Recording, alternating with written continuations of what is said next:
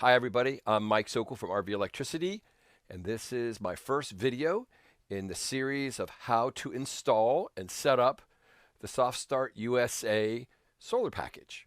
Pretty interesting stuff.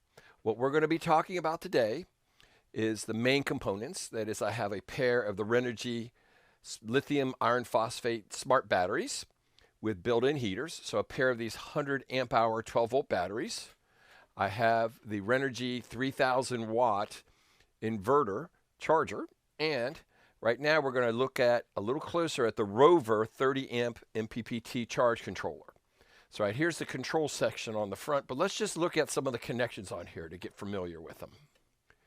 Okay, here's the temperature monitor so we can see how cold the batteries are, whether they should be charged by the solar panel or not. PV is photovoltaic cell. That is your solar panel plus, your solar panel minus, right, the ones coming in, your battery connection plus and battery connection minus, and that will be heading over to these guys right here. And then a place to plug in your load cell, your plus and minus on your load cell, so that you can then see exactly how much charge you're getting in or out of this thing. Pretty slick, huh?